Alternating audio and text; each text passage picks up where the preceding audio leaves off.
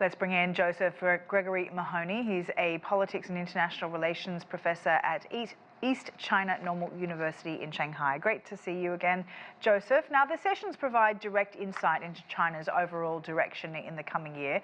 What policy priorities are you expecting? Well, normally at the end of the previous year, which would have been late 2023, we would have had a plenary by the CPC that would have given us some insight about what to expect during the two sessions. And generally, during what would have been the third plenary, we would have seen a focus on economic work or economic plans.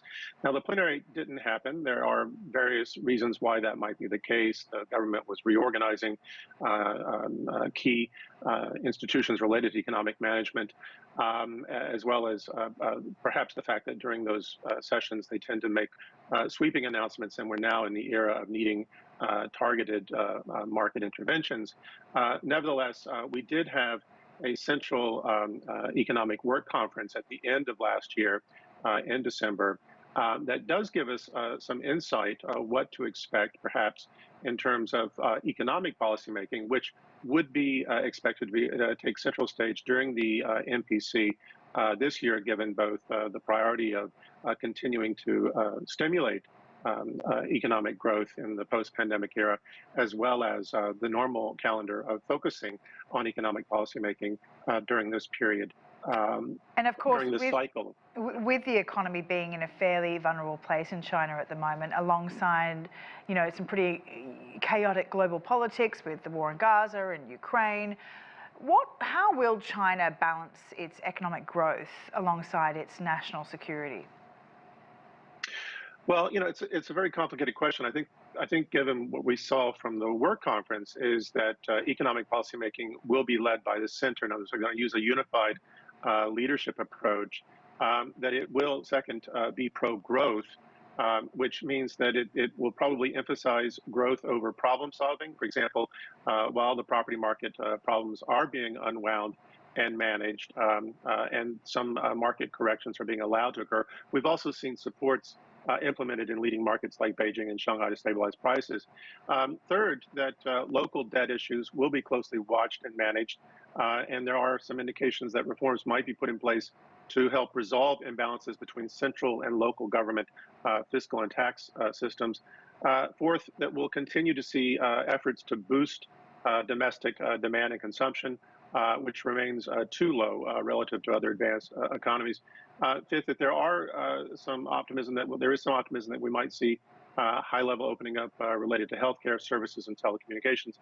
And finally, the sixth, this idea that policy making will aim to, quote, facilitate stability through progress, and, quote, establish the new before abolishing the old, suggesting a cautious step-by-step approach, emphasizing stability. Now, in terms of growth targets, we haven't, in recent years, we haven't always had these announced very clearly, but we might expect one to be announced, expected to be modest. And in terms of deficit projections, we might expect modest increases. What about China's foreign policy goals? How might the two sessions address US-China relations and cross-strait relations? Well, that's a good question. I think that these things are quickly evolving. We have Wang Yi, for example, in France. We know that China is making a concerted effort to reestablish or reinvigorate relations with Europe, which suffered throughout the conflict with Ukraine, and certainly because of the restrictions put in place during COVID and other international concerns.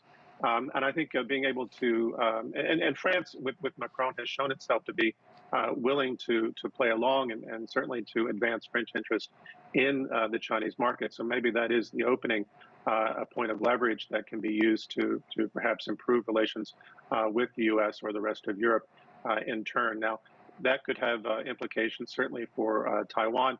But I think the big question with regard to US-China relations remains what's happening in the United States, and especially what may happen with the presidential election, over which China has no influence and seeks no influence.